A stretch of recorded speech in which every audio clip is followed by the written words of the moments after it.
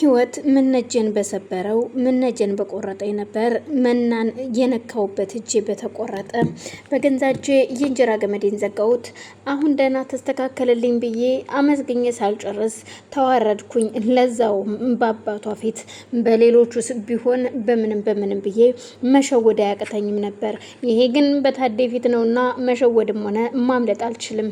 ምንም ማድረግ ነው ያለብኝ እያለች እያለቀሰች እናም ታዴን ይቅርታ ለመጠየቅ ብትሄድም እሱ ግን በፍጹም ከእግሬ ላይ ዘወር በይልኝ፣ ከዚህ በኋላ አንቺን ማየት አልፈልግም፣ ሻንጣሽን አስተካክለሽ ከዚህ ቤት ውጭልኝ ይላታል።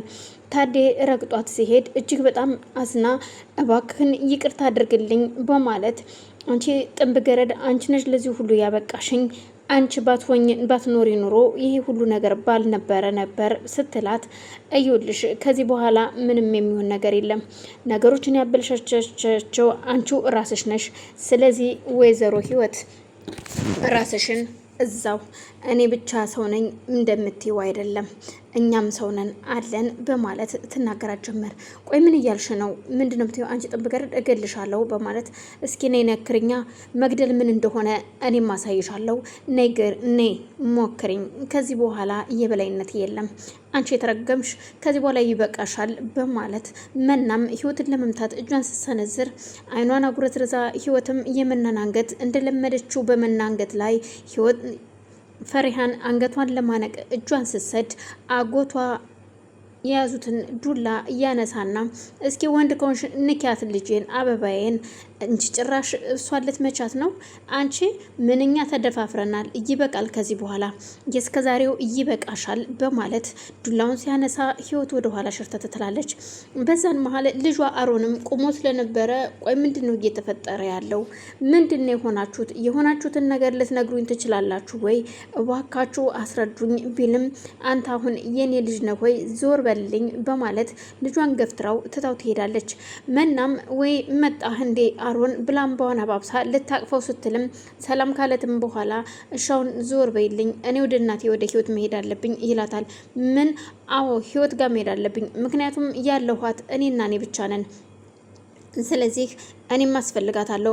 እሷ እኮ ግን እኮ አትፈልግህም ብትለውም እሷ ባትፈልገኝም እኔ ደግሞ አስፈልጋታለሁ፣ ስለዚህ እናቴ ጎን መቆም አለብኝ በማለት ነው እንዴ ስትል መናም እጅግ ተናዳ ስለነበር እየሮጠች ወደ መኝታ ቤቷ ገብታ በሯን ዘግታ ታለቅሳለች።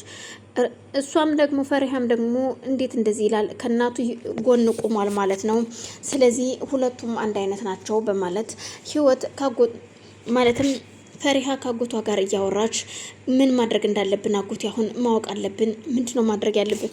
አይ ልጄ አላቅም ምን እንዳደረገች፣ ያንን ወረቀትም አሳይቷት ስለነበረ ልትቀበለው ብትልም ከጠረጴዛ ላይ እጇን ሰደድ ስታደርግ ነበር ህይወት። አንቺ ማን ስለሆንሽ ነው ይህን ወረቀት የምትወስጂው? በማለት አንቺ አትወስጂም ይህንን ወረቀት፣ አንቺ ሰውነሽ እንዴ ስትል ህይወትን ተቀብላ ፊት ለፊቷ ነበረ ፈሪሃ ወረቀቱን ቀዳዳ ይጣለችው። በዛም ተከትላ ወደ ክፍሏ ከሄደ በኋላ ልጇ አሮን ቆይ ምንድነው የሆንሽው ነገር ልትነግሪኝ ትችያለሽ ወይ ቢሎ ቢጠይቃትም አንተ የኔ ልጅ ስላልሆንክ ምንም አታስፈልገኝም ትለዋለች። ቆይ ምን እያልሽ ነው ያለሽው? እንዴት ነው የማላስፈልግሽ? አሁን ምናልባት በብዙ ነገር ላልንስማማ እንችላለን፣ ግን ብዙ ንብረት ለመውሰድ ደግሞ አግዥሻለሁኝ። ስለዚህ አሁን ምንድነው የምትይኝ? ምንድነው? ሁሉንም ላልችል እችላለሁ፣ ግን የቻልኩትን ሁሉ አግዥሻለሁ። አንቺም በቃኝን አታቂም ህይወት። አሁን ምንድነው እያደረግሻለሽው? ምንድነው የተፈጠረው?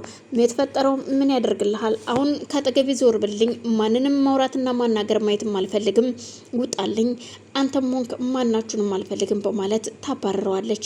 ቆይ ምን እያደለች ነው ግን በማለት መኝታ ቤቱን ዘግቶ እሱም ግራ ተጋብቶ ምንድን ነው እየተፈጠረ ያለው እዚህ ቤት ሰላም የለም፣ ቆይ ምንድን ነው እየተካሄደ ያለው በማለት እሱም መኝታ ቤቱን ዘግቶ እያወራ ጀመር። ከደቂቃዎቹ በኋላ ፈሪሃ ወደ መና ክፍል ስትሄድ መና እያለቀሰች ነበር። መና ተኝተሽ ነው ወይ የሚል ጥያቄ ብታቀርብላትም መልስ አልሰጠቻትም። ቁማ ጠብቃት ስላልመለሰችላት እሷም ተመልሳ ልትወጣ ስትል ነይ እፈልግሻለሁ ፈሪሃ፣ ከጎኔ እንድትሆኝ እፈልጋለሁ በማለት እሷን ቁጭ ብላ እንድታወራትና እንድታማክራት ትጠይቃታለች። ምንድነው እያልሻለሽው? ምንድነው እሱ ስትላት እዩልሽ አንድ ነገር ልንገርሽ፣ ቆይን የምልሽ ለምንድን ነው ልቤን የሚሰብረው እየደጋገመ ትላታለች። ማን ነው ልብሽን እየደጋገመ የሰበረው ብትላትም፣ እዩልሽ ልቤንማ እየሰበረኝ ያለው አሮን ነው። አሮንን ወደው ነበር፣ ግን እሱ ግን እንደማይፈልገኝና ጊዜ እንድሰጠው ጠየቀኝ። ግን ምን እየተፈጠረ ነው? እስኪ አንቺ እህቴ ምንም የሚጎለኝ ነገር አለ? እስኪ አቋሜን ይሄኝማ በማለት እያለቀሰች እባክሽን መና ተረጋጊ። ይሄ ነገር ምናልባት እሱም እኮ ሳያስበው ቀርቶ ሊሆን ይችላል እንደዚህ ያለሽ እንጂ እውነት አስቦበት ወስኖ አይመስለኝም በማለት ብታጽናናትም አይደለም አይመስለኝም ፈሪሃ ብቻን ያላቅም ፈርቻለሁ። ምን ማድረግ እንዳለብኝ አሮን የኔ ካልሆነ ራሴን አጠፋለሁ። አሮንን በጣም ነው የምወደው ትላታለች። ፈሪሃም ትደነግጥና ለማንኛውም እስኪ ችግር የለውም አንቺ ብቻ ተረጋጊ በማለት እሷም ካጽናናቻት በኋላ በአጋጣሚ በሩ ተንኳኳ። ሲንኳኳም ማን ነው ግቡ የሚል ድምጽ ነበር። ሲገባ አሮን ስለነበረ ውይ አሮን መጣህልኝ እንዴ? በቃና ቁጭ በልና እናውራና እንጫወት፣ ከዛ ፈሪሃ ትወጣልናለች ስትል ምና ከተቀመጠችበት ብድግ ትላለች። አይ አንቺን ሳይሆን የምፈልገው እኔ እሷን ነው የምፈልገው፣ ከአንቺ ጋር ሌላ በኋላ እናወራለን በማለት እሷን ለመውሰድ በጣም ትናደድና ቆይ ምን እየተፈጠረ ነው ያለው? ምን እየተካሄደ ነው? እኔን ያወራኛል ብዬ ስጠብቅ እሱ ግን የሚፈልገው ሌላ ሰው ነው። እንዴት ነው ነገሩ? በማለት ምና አሁንም ብቻዋን ቁጭ ብላ ታለቅሳለች። እዚህ ጋር እናቱ እያሰቃየችኝ ነው፣ እዚህ ደግሞ በሱ ፍቅርም እየተሰቃየው ነው። ለአባቴ እንኳን የማልነገርኩትኝ ጧት እንጂ እኮ ብነግረው ኑሮ ተዋርቼ ነበር፣ አባቴ የሚገለኝ ነበረ በማለት ብቻዋን ደግሞ ማምሰላሰል ትጀምራለች። ግን እኮ ጎበዝና ቆፍጣና መሆን አለብኝ አይደል? ጎበዝ ነኝ እኮ በማለት ደግሞ አሁን ምና ጎበዝ ነሽ፣ ራስሽን አረጋጊ፣ ራስሽን አበርቺ እያለች ራሷ ብቻዋን ማውራት ትጀምራለች። በዛን መሀል ህይወትም ቆይ አሁን እነዚህን ሰዎች ምን ማድረግ አለብኝ? አንድ ባንድ የሆነ መላማ ማሰብ አለብኝ። ህይወት ተረጋጊና አስቢ፣ አንቺ መላ አታጭም፣ አስቢ፣ ወስኝ በማለት በሯን ዘግታ ቁጭ ብላ እንድታስብ ሀሳቡን ምን ማድረግ እንዳለባት እያሰበች ነው። ታዴም ከቤት ወጥቶ ራሴን ማፍታታት ትፈልጋለሁ ብሎ ከቤት ወጥቷል።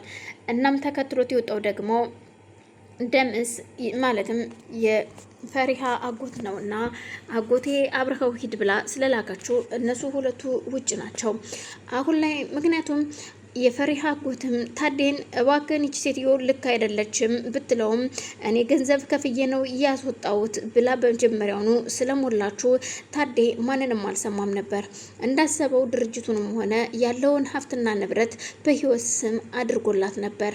ግን ደግሞ ያቺ የተረገመች ሰዓት እጅና ጥሪ በተባለችበት ሰዓት ምና ወደ መኝታ ቤት ስትሄድ ህይወት ስልክ እያወራች በመስማቷ ያንም ችግር እየተፈጠረውም በር ላይ ማን የቆመው ብላ ህይወትን በሩን ስትከፍተው ነበር ችግሩ የተፈጠረው። ግን ደግሞ ያው ታዴም ስለደረሰ ነገሩን ያበለሻሸችው ራሷ ናት።